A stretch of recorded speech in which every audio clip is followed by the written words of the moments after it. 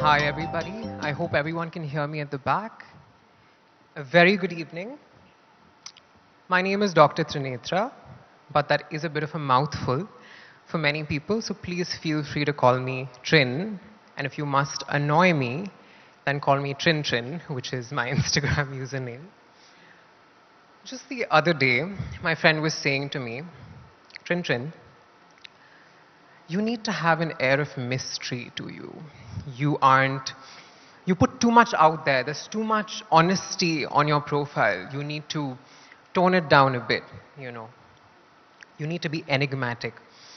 And I laughed and I said, okay, fair enough. I may have accidentally turned chronic oversharing into a career, which is how the casting directors of Made in Heaven found me. But that said, for me as a transgender woman, chronic oversharing was not a choice. It just happened. When I was much younger, say 4 or 5 years old, I didn't have necessarily the language to understand who I was. So when I finally found it, I had to explain myself on stages like this, at home, in educational institutions. I had to explain over and over again who I was and what being transgender meant.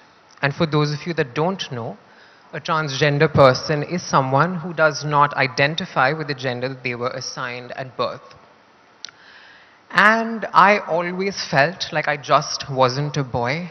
That wasn't me, it wasn't working. And I think I realized over time that for our community, our survival is contingent on being understood, to some degree at least. And that sort of takes me back to the time that I was an intern. Any doctors in the house this evening? A show of hands? No? So I'll tell you, for an intern in the hospital doing her MBBS, we are, for lack of a better word, cattle. We're slaves. We do a lot of unpaid labor in the sense that there's a lot of manual labor involved. We do a lot of scut work and a lot of doing discharge summaries and things like that. And so one fine day, I land up in the female ward, all right? And there is a patient. She's wearing slightly boyish clothes, right? Short hair, a bit of facial hair. And the friends have told me that their friend has consumed many sleeping pills and has tried to end their life.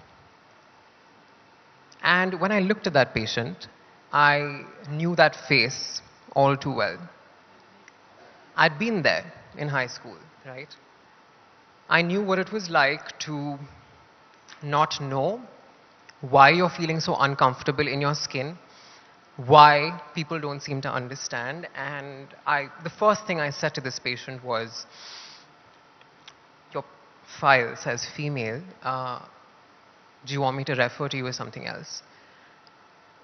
And their face completely changed, completely. And this person suddenly says, you're the only doctor who has asked me that question. Thank you.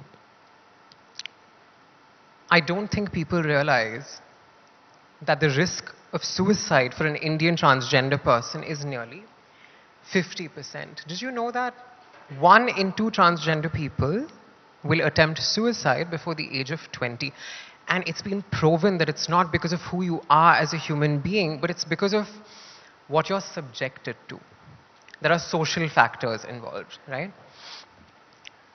Being understood, like I said, our survival depends on it. So being mysterious is not really something that we get to do. But a few months later, I wanted to be very mysterious for somebody I had a giant crush on, as we usually do in college, and I wanted to play hard to get. Up until that point, I had only been seen as somebody different. I wasn't given equal treatment as a human being. I'd been thrown out of classes and so on and so forth. But this person treated me like a human being first and then a doctor, and allowed me to pick up the knife. And he taught me how to assist. He taught me how to be a doctor, to be a surgeon, And I learned so much in that time. And by the time my internship ended, we'd become very, very close. He was spending near every day at my house. And like I said, I was smitten. I, for the first time in my life, had in front of me a man that didn't harass me or bully me or see me as any different, but taught me instead, mentored me instead, and also called me very beautiful. And the bar was very, very low at the time, I must say. And it was only when his phone buzzed one day and I saw the wallpaper and it was him and a woman and two beautiful children. That's when it hit me that only spending time in my apartment and not outdoors at a restaurant, never meeting friends, it had a reason. And it boils down to the same thing. It boils down to shame. It boils down to stigma. And I took many, many months to recover from the process of, getting over heartbreak. It was my first. And I think all of that education, all of that privilege and acceptance at home, it didn't protect me from this. And it taught me something very important, that you need to have a certain sense of self-worth, and it needs to come from within. It cannot come from anywhere else. And many, many, thank you. And that came a little late in life, I must admit. And for me, I'll tell you when it happened. I was driving to Andheri for yet another audition, and I find this huge billboard, right? And I think it must have rolled at some point in the background. It was the poster for Made in Heaven Season 2. And amongst those very talented people was the face of a transgender woman, myself. I did not grow up seeing transgender people on billboards, and if I did, I may have settled not for so little in partners, in life, in general. And it took me that moment to open my phone, send a picture of that to everybody, and block him. I was done. Yeah, that's the one. I was done settling. I said, our survival is contingent on being understood. But I must say, I refuse to settle for that. I don't want to just be understood. That's the bare minimum. We don't deserve that. We don't deserve just to survive. We deserve to thrive. We deserve to live. And we will. Thank you. Just stay on stage. Oh, right. All right, I get to do this 2 times over, so you're going to come and join me yet again on stage.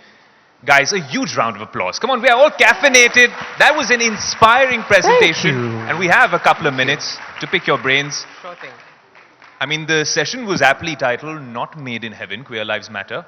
But your role in Made in Heaven was inspiring for so many of us.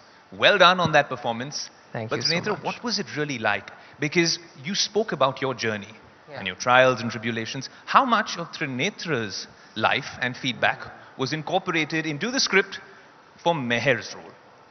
So by the time I auditioned for the part, the script was done. So there wasn't much for me to add per se, but there were scenes where I felt like there could be changes in the way that Meher spoke. So Zoya was very forthcoming with that. She was like, please tell me at any time, pick up the phone, say what you must. And she did. She incorporated a bunch of that feedback. But how much of Trinetra was, I think, to some extent for sure, because, Meher, you see her go through some really bad experiences, which most of us do in life, but also you see her have amazing parents. I do. My parents took like 10 years to understand the whole process, but the one thing that they said was your education and your healthcare will not be compromised on, no matter what. So that is a huge privilege, but it shouldn't be at the same time, because it's what parents do. And of course, the fact that Meher has a brother who adores her, as do I. And An elder brother or a younger one? Younger. So he used to call me Dada for the longest time. He calls me Didi very proudly. It's sweet. Yeah. Trinetra, another thing I wanted to touch up on was the fact that you are also a very well accomplished social media creator, really busting myths all over Instagram. I'm not going to say influencer because I know you don't like that word, but as a social media creator, there's one level of trolls that you have to deal with your story as well, because it's really something that's disruptive. Yeah. Being iconoclastic, and then after Made in Heaven, because all the eyeballs are on you. Sure. Did that really change? How did you really cope with it? I'm very curious. So I don't know how, and touch wood, but after the show came out, it was like 99.999% love. It was just full of, my DMs were full of young queer and trans children and their parents saying that, you know, the visibility is so important because you can't be what you can't see, Yeah. you know. You need to see some example somewhere of someone thriving and living in order to think that that can be your future. So that's what it was. Not too much hate, to be honest. No. Some of these are unique experiences. Also the fact that, you know, your name, Trinetra, very unique, Yeah. sounds beautiful. Thank But what was the rationale with picking that? Because this can be inspiring in so many ways. I think so Trinetra was a name that I picked for myself. I had the very rare privilege of choosing my own name. It means it's another name for Durga, right? And my mom's Bengali and my father's Telugu, and we lived our entire lives in South India. So I wanted some Bengali connect in the name. And Pujo and saris, it's all very close to my heart. So Trinetra, a rare but beautiful sounding name. It technically means three eyes, but I love it. I think it sounds great. We all love it. We all love it. If it's a mouthful, like I said, you can call me Trin Trin. Trin. That's a really cool Instagram handle, by the way. Thank you. But tell me something more in terms of your experience now on such a popular show. I'm guessing it took way too long for a second season of that show to come to us. And we were all waiting anxiously. But now that it's here and you're a Yeah. part of it, and that storyline has to continue, no spoilers here. But I'm Are saying, you going to ask me about a season 3? Please don't. okay, let's not ask you about a season 3. Let's recalibrate that question. Okay. Will we see you in a lot more shows, making a lot more content, over and above your social media? Yes, sir. Is the cat out of the bag? Are you going to tell us a little bit more about it? I can't, but good things are happening. And projects have been lined up, touch wood. I'm very, very, very fortunate to be alive at a time that characters are being written. You know, you realize that there's more to representation than just trans people being available to play characters. They need to be written. There need to be people behind the scenes doing the work also. It's not just people in front of the camera, right? So I think that's happening, fortunately. And I can't wait. I can't wait. That's interesting because it's a very inspiring, powerful story for a lot of people out there. Yeah. Now, you told us about how there was so much love, rightfully so, from the audience and everyone consuming your content, but also from the community itself, from the LGBT community as well, on your Instagram as well. What was the response like? Especially after your role in that particular show. I think, you know, for a lot of people out there, being a doctor in itself is it's one of those things in India where if you've done that, you've already attained a certain level of respect in Indian society. And in addition to that, to also sort of dabble in the arts, you know, like science students hate the arts. I'm sure all of you have faced this, that the humanities in the 11th and 12th grades were really looked down upon. And I used to hate that as a science student. And to see parents saying, you know, I think it gives us hope that our kids can do anything regardless of their gender and sexuality. That's great. I love that. Ladies and gentlemen, a huge round of applause for a creative powerhouse, an inspiration, and a disruptor, Trinetra. Thank you. Thank Thank you for you for having joining me. us, Trinetra. Thanks Thank for you so much. listening.